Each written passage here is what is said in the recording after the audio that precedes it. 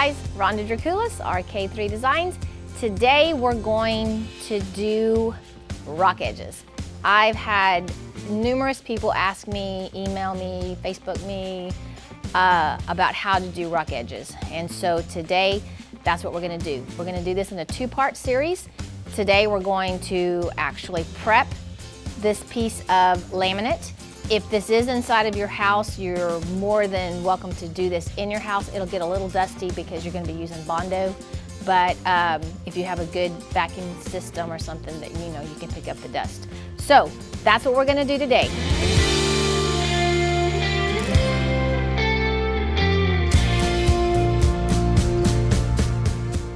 So this piece of laminate is actually an old piece that came out of a school, and we just cut it up so we could do some demos.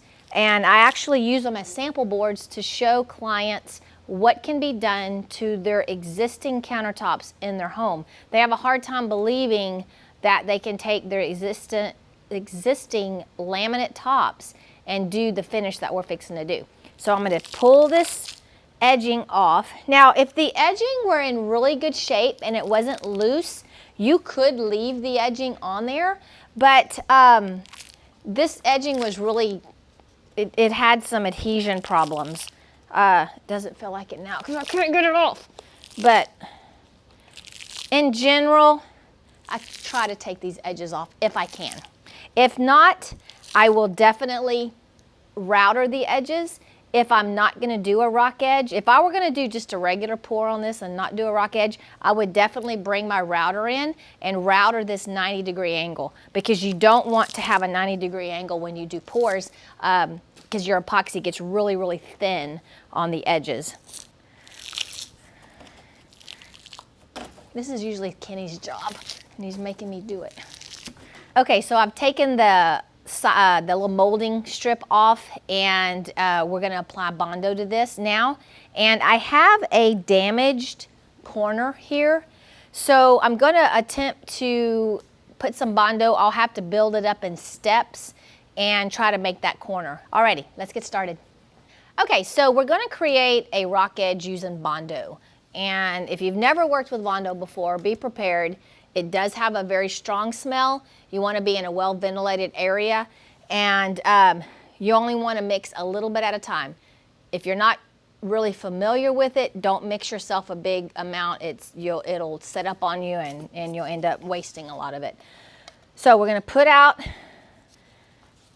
the Bondo, and I kind of like to put mine in a circle just so I can kind of see what I have. And I learned a trick from one of our students that came to one of our classes. She was like Wonder Woman with auto body. Melissa, I'm giving you a shout out there. And she just puts a tiny little drop, which is probably all I have in this jar, in this bucket left. A tiny little drop of Part A resin of the Stone Coat countertop. Just a little bit. Chop it in there. You don't want to stir, she told me. She goes, you want to kind of chop it in there. All right. Now, I'm going to put my hardener down. And a misconception is more hardener means it'll be harder. That is not right. You put too much hardener, it turns to rubber. So make sure you read the instructions. Now this hardener will actually turn colors. So what I'm doing is I'm just kind of kneading it in there, not really stirring it. And when it turns all one color, then I know I'm ready to use it. The resin helps with your open time a little bit, gives you a little bit more working time. All right, now, there is absolutely no rhyme or reason when doing this edge. You actually want highs and lows.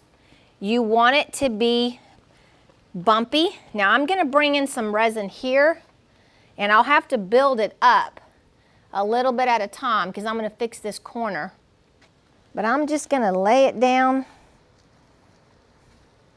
knowing that I want highs and lows to make it look more natural. Don't worry if you get it on top, because you're going to sand all of that down.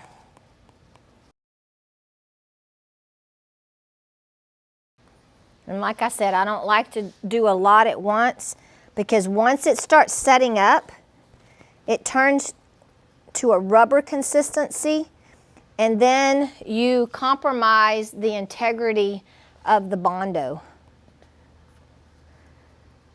So now that it's starting to set up, I'm going to come back and get me some highs and lows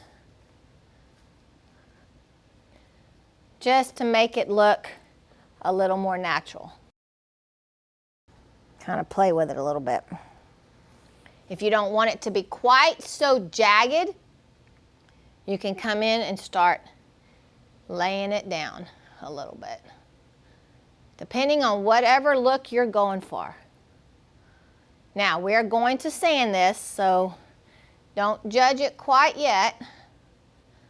I really like to have a lot of highs and lows on mine, because in our next video, we're going to be adding some glazes, and I really want those glazes to get down in those cracks.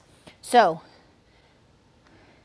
on the corner, I'm just going to have to build this up a little bit at a time.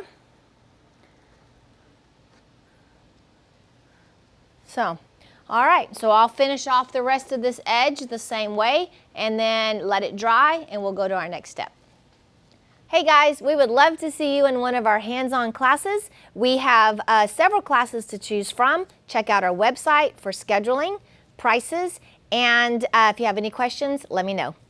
All right, so we're back. We've let the Bondo set. It's now nice and hard. What I'm gonna do now is I'm gonna take the sander with 220 grit. You can go a little higher grit if you want. This just happens to be what I had on my sander. Now we're going to kind of play with it. We're going to kind of mold it how we want it. And this is going to be something that is kind of individual to what you're looking for. If you're looking for a really rough edge with lots of grooves and lots of highs and lows, you don't really have to hit it a lot. If you want more of a smoother rock edge, then obviously you'll be sanding a little bit more. All right, so let's get going.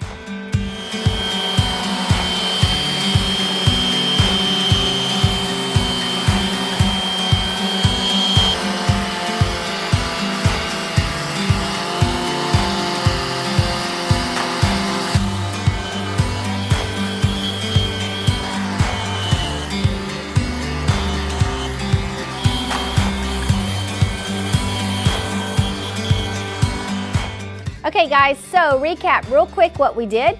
I took a piece of old laminate countertop, which could maybe represent a piece of countertop that you have in your house where you aren't able to take it out and you're gonna do a pour inside of your house. Or, obviously you can do it in the studio.